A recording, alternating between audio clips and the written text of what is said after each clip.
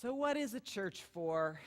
That's a good question for Pledge Drive Sunday, the day when you, hopefully, pledge some of the income you hope to have next year so that this church can continue its programs, pay its bills, teach its children, give people opportunities to build community, to work together, to learn together, to be involved in making our world a better place, to find peace and meaning in their lives, in our lives. That's what a church is for. Now, there are many people in this world who would say that they are spiritual but not religious. The usual understanding of that phrase is that these are people who appreciate the spiritual dimensions of life. They may believe in God, pray, meditate, look for meaning in life, be deeply moved by experiences in nature, feel connected to all, but they do it away from religions, from doctrines, from buildings, from communities, and from pledge drives.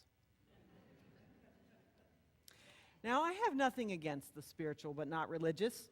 First of all, it is a great step forward from neither spiritual nor religious, which is to say living a purely secular, profane life with no thoughts really of meaning or hope or love. And it's also a great step forward from religious but not spiritual, which is to say, involved in religious institutions for social or political reasons or because they're a handy place to exercise power. But that's not me, and it's probably not you. We are all involved in at least one religious institution, this one, with its programs and its staff and its building and its pledge drive. We are spiritual and religious, and I'm going to spend a few minutes talking about what the religious part can do for us and our world. And then Ian and Julia and Josephat are going to round out with pictures of their experiences. But first, let me remark that there are lots of spiritual and religious people in the world like us, people who belong to and nurture and support and lead churches, fellowships, temples, mosques, synagogues, ashrams, dojos, study groups, yoga schools, all for places for people who sense the spiritual in life and want to be together in its practice. How are we different from them? Well, we're different in belief and practice from many, of course. We are really not very much like a mosque at all or a yoga school. And while in many ways we are like other churches, here's our difference. We are spiritual and religious, but not dogmatic.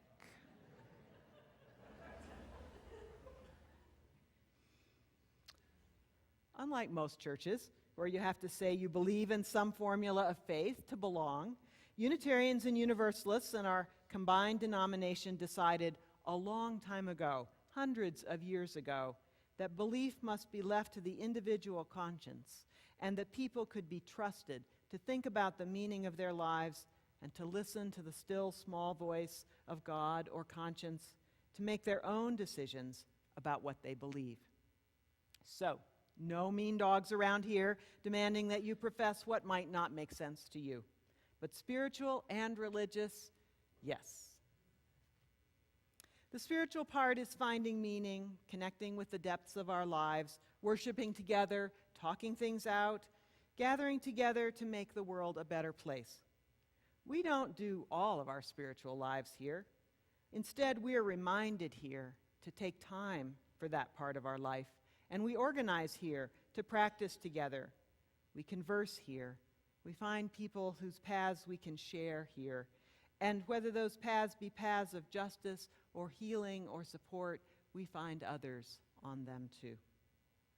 Although it is possible to be spiritual by oneself, you have to learn somewhere. And it's always good to have comrades, teachers, and the company of fellow travelers. Now, I know that many of you don't automatically relate to that word religious. In your mind, it might mean pious, perhaps, or pushy, or, well, dogmatic. Ian and Julia encountered some religious people like that last summer. They're going to tell you about that. But we can't let a few bad experiences spoil a good word. And we who find meaning and joy and nurture for our lives in belonging to a religious community, we who find others who want to make the world a better place here and meet here to mount campaigns and start projects and make friends and discover a practice that brings some peace into our lives, we church people are religious in our own way. That pledge you're about to turn in, combined with others, it will buy you and us and the community this particular kind of religious community. Liberal, not dogmatic, connected to the world, helpful to its neighbors, a place of friendship, depth-seeking, supporting each other, learning, caring, and joy. We don't ask for very much, a few percentage points of your income. Think of it as a way of passing along a bit of the wealth of your life and contributing to this place, which is important to you. This week, there was a community policing meeting here, and the steering committee of the newly formed Albuquerque Clergy Association met here, and someone drove Tori Neer to the hospital for her knee replacement, and lots of people had a chance to meet Josephat Mainier to learn about Kenya. And there were several meditation groups and support groups and spiritual sharing groups, and both we and our neighbors enjoyed the wild oasis which we have created on this property.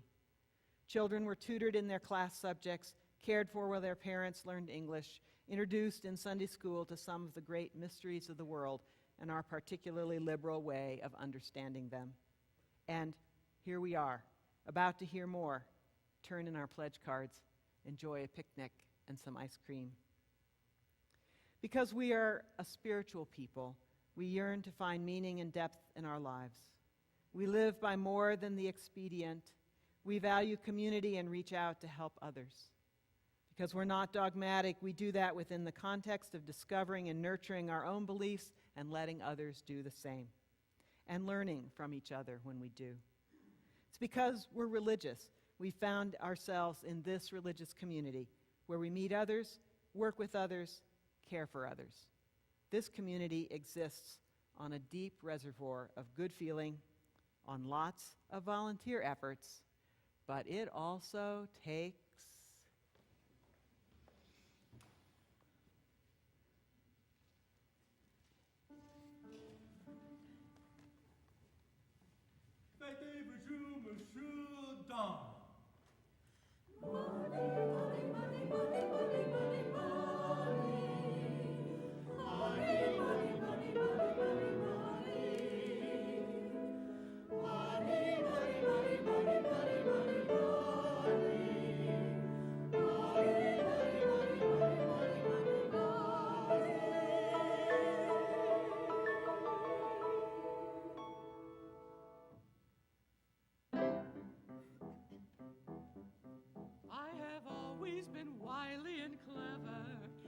deceiving and swindling and such, and I feel just as clever as ever, but I seem to be losing my touch. Oh, I'm losing my touch. Yes, I'm clever, but what does it get me? My employer gets all of my take. All I get is my daily spaghetti, while he gorges on truffles and cake. What's the use? What's the use? There's no profit in cheating. It's all so defeating and wrong. Oh, so wrong. If I just have to pass it along.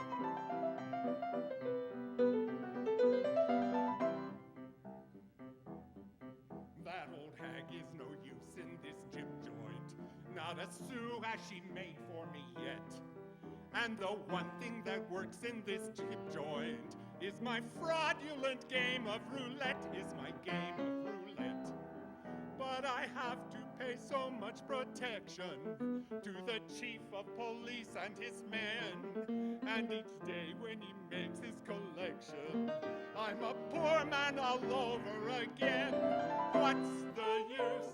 What's the use of this honest endeavor? It being so clever, it's wrong, oh so wrong, if you just have to pass it along.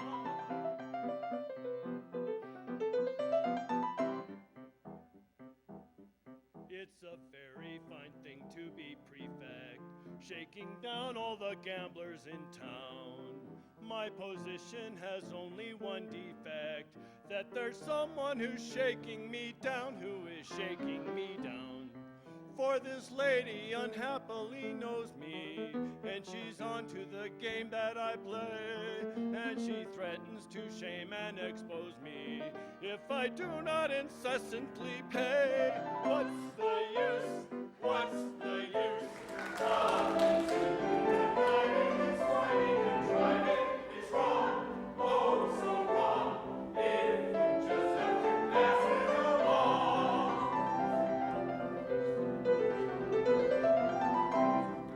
You can live very well by extortion, but you simply can't keep all you earn, for you haven't a sense of proportion, and roulette is your only concern,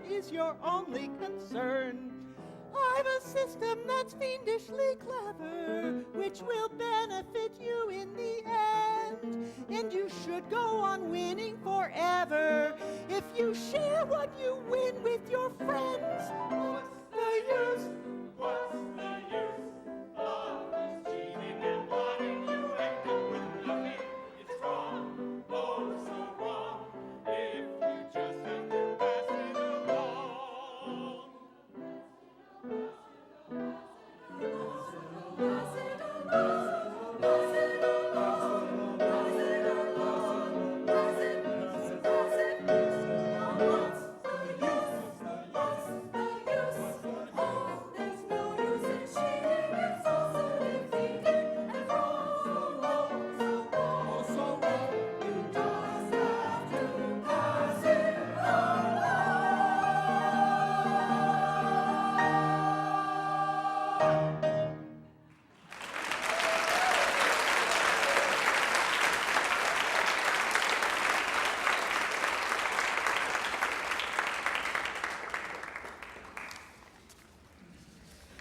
Well, that was fun. We can't be too serious about money, right? All right. Let's see here. We're going to hear now from Ian Carrillo and Julia King, two young people who grew up in this church and who participated in the UU College of Social Justice Youth Leadership Training last summer in New Orleans. They had scholarships from the Social Justice Council of our church, paid for by that auction we had last spring, if you remember. Ian is a freshman at UNM this year, majoring in computer science, and Julia is a sophomore at Sandia High School.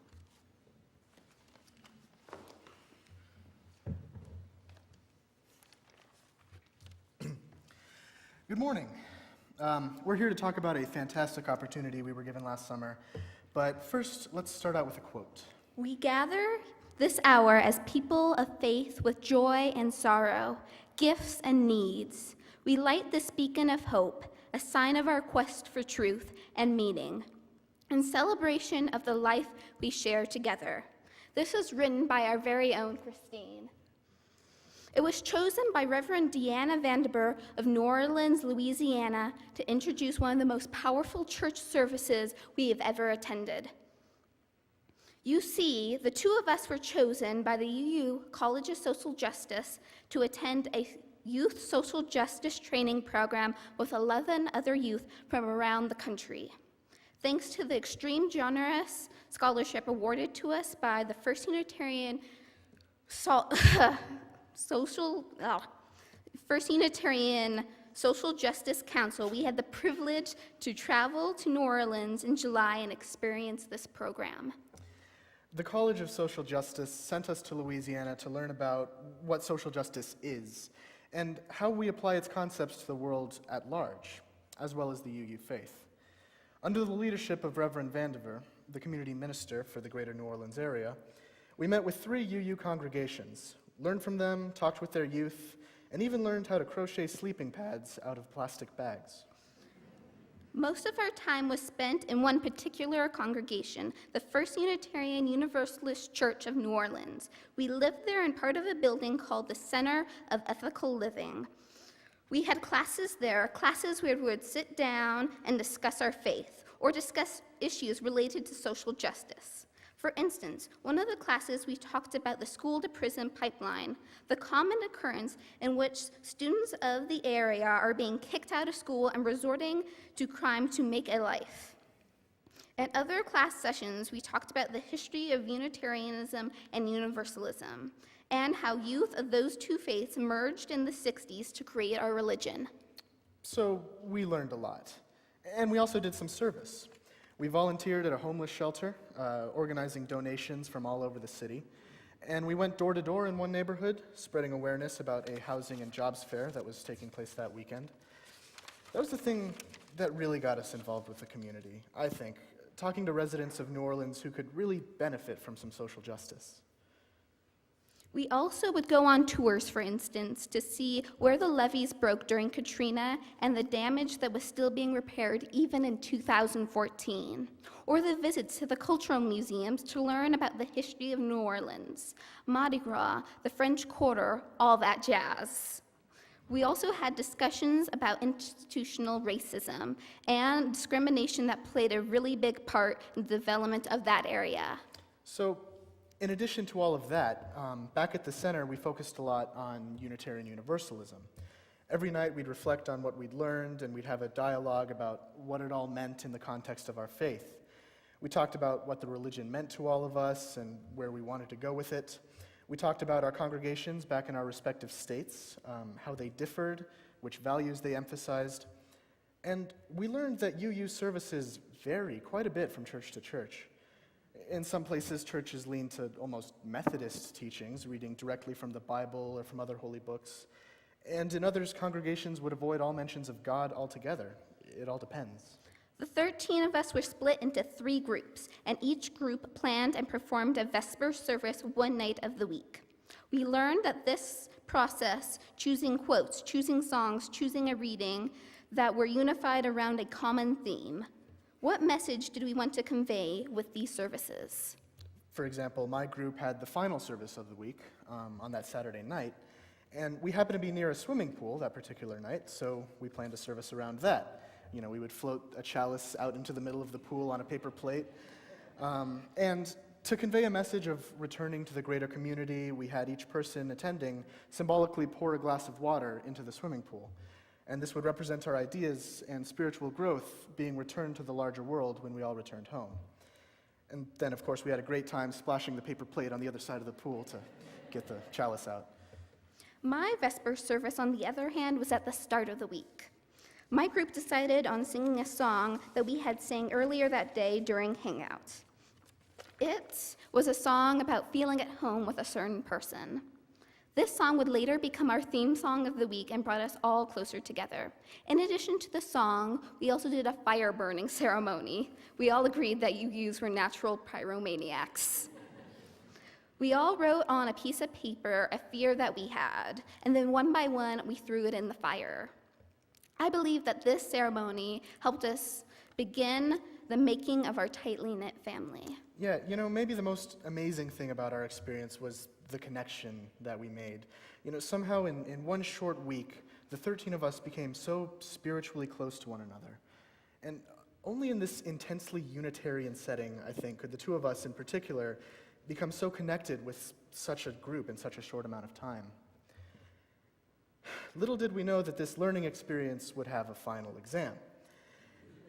At the end of the week on Sunday, that last service we'd attend before flying home, we were affirmed by the New Orleans congregation and given their blessing to apply what we learned all over the country. And then, during a moment of silence, I heard someone stand behind me a few rows down. The first word I heard from her mouth are some I don't think I'll ever forget. We all must be God-fearing. Confused, I turned to the family I had known only a few short days. When I saw the Reverend Vandiver's face, I knew this wasn't a part of service. She told us to repent, that the woman before us was preaching a false word. She told the youth to save ourselves. As Reverend Deanna attempted to quiet her, other people in the crowd stood up, revealing themselves to be part of an organization known as Operation Save America. They were all yelling, screaming, overriding the Reverend's attempt at peace. And then something happened that'll stick with me for the rest of my life. The youth, all of us in our orange shirts, moving as one collective body, stood up and held hands. We joined with the rest of the congregation, and we formed a circle around the fundamentalists. And from the circle arose the song, "Circle Round for Freedom." We sang as they went up to each of us, getting in our faces, urging us to repent, to repent. After the rowdy ones had left, we began services again. Still shaken from the whole ordeal, the Reverend's words of wisdom calmed us and made for the most powerful service I have ever attended. Following the service, the congregation was urged to practice radical hospitality. After the service, we were still stunned, but we went outside anyway to talk to the fundamentalists, and it turns out they were there due to the opening of a new Planned Parenthood down the street. And due to the church's support of the institute, Operation Save America elected to protest against us. And I think when we went out to talk to them, we were hoping for some intelligent discourse, some back and forth sharing of ideas. They were not interested in that course of action. We were given police protection for the rest of the day, and we had one final discussion back in the church about dealing with people who aren't open to sharing ideas, about how the opposite of liberal religion is fundamentalism, and about how we must learn to live with everyone in the community. And a couple hours later, we were all on planes back home. Even with the surprise visit from the fundamentalists, I would not give up this experience for the world. That week taught me about myself and the religion I had called my own for so long, but knew so little about. I made friends for life and connected with the New Orleans community in ways I never thought possible. In addition to all of this, I became closer to Ian, someone who I had known most of my life but never had the opportunity to grow close to. That week in July was so powerful. Weeks like that they're what drive our faith forward. And those are going to be what spur our youth spiritually for decades to come. And as we talk about giving today, I'd like to remind y'all that these trips require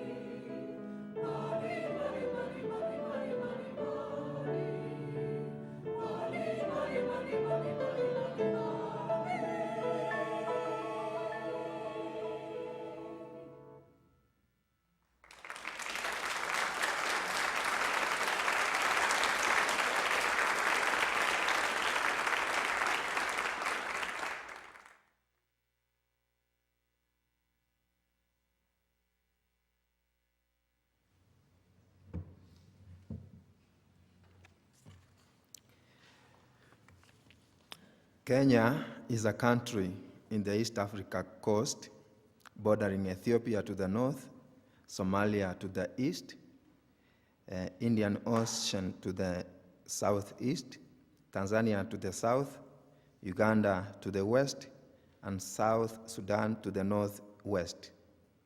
The size of Kenya is 582,646 square kilometers.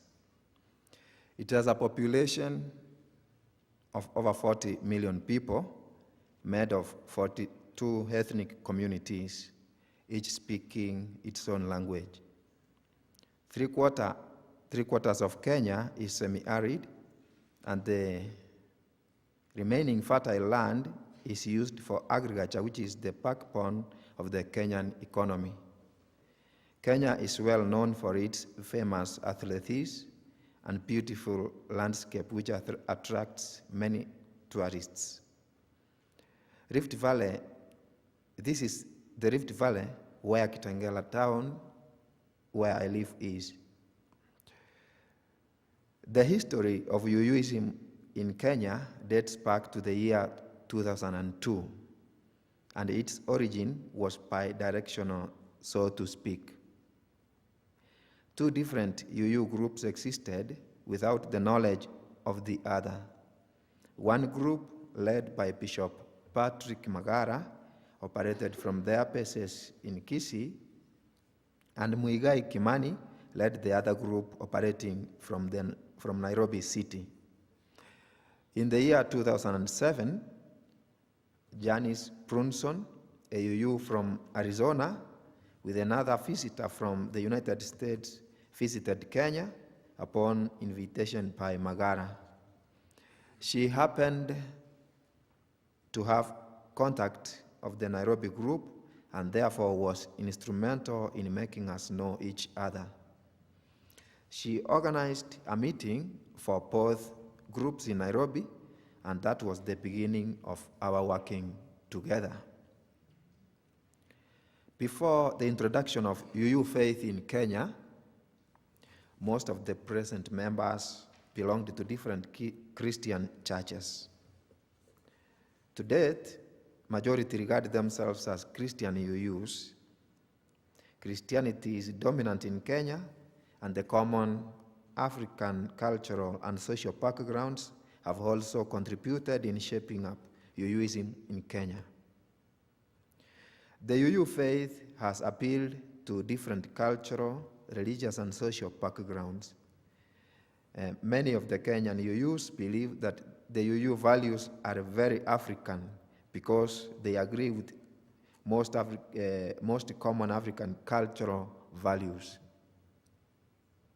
Our focus on our calling has remained steadfast, although we know that we come from a liberal Christian tradition.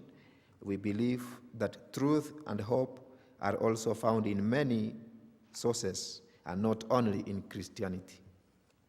We also find religious truth in poetry, music, and in the lives of our personal heroes and in the leadings of our own hearts. Here are the women of the congregation at service. We have always remained more interested in integration than separation, in acceptance rather than judgment. We believe in the core value of equality. All of us are created equal and have equal value and rights in this world. We value the duality of reason and intuition, science and faith, the body and the spirit. We seek to honor our connection with the present-day earth and all beings with whom we share our values. We want to bring justice, compassion, peace, and understanding to all here on this earth. In our former churches, these values were not cherished, and there was generally a conservative approach to many things, something which made many of us feel like we are slaves in a place where we should find joy and freedom. Thanks be to the Unitarian Universalist faith, where most of us have found a home. The organization coordinating UUs in Kenya is the Kenya Unitarian Universalist Church, UUCK. We have a president, a secretary, treasurer, coordinator, women leader, youth leader, and 2 trustees whom form the executive committee. We have always intended to train more members in religious education as a means to have a strong base of setting the agenda of UUism. We meet regularly. 2 members and their families started the UU Society of Kitengela in the year 2007. To date, the membership has grown to 170.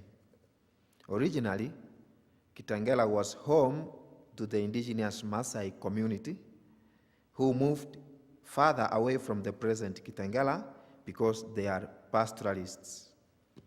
We felt that we need to reach to these people and share with them, and this worked out when we met a group of Maasai members from Isinya area who are now members of Kitengela Church.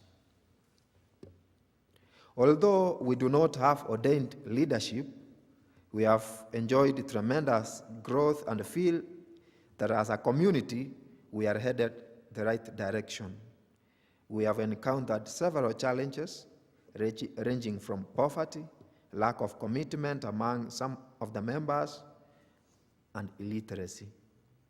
Nevertheless, this has not deterred us from moving forward. The partnership between Kitengela UU Church and First Unitarian Albuquerque has been a success story. Although much has not been done in getting engaged in a deeper sense, we are sure that we have started on the right footing. There has been exchange program between the two churches where children have written letters between themselves, a few painful friendships, and most importantly, your involvement in the school fees program of our orphans and disadvantaged children so they can go to school. We have always felt that we cannot thank you enough for this compassionate venture. On our side, we believe that we are the eyes through which the First Unitarian Church, Albuquerque, can have a more genuine understanding of Africa, East Africa, and Kenya in particular. We offer new linkages for the youth in terms of painful friendship. Kitengela and Albuquerque churches are the pioneers of the partnership program. 3 more partnerships have emerged after us because we set the pace. Kisii UU congregation has partnered with Tallahassee UU Church in Florida, Nairobi UU congregation with All Souls Church, New York, and the Ruai UU congregation, which is not a member of UUCK, has partnered with Davis Memorial UU congregation in Maryland. I must congratulate Reverend Christine Robinson, who has been the guiding light in all the successful experience we have shared. As Reverend, she has been more than a mentor, a counselor, a mother, and advisor in many situations which I have shared with her, some of them personal, church-based, and others on international leadership issues. I want to thank her for her honesty and tireless way in which she has constantly communicated with me and openly telling me whenever I am wrong. I have been positively guided by her views and understanding of leadership issues. I have always shared her sentiments with church members who have always felt her closeness as if she were one of us. This is so wonderful, and I know that it takes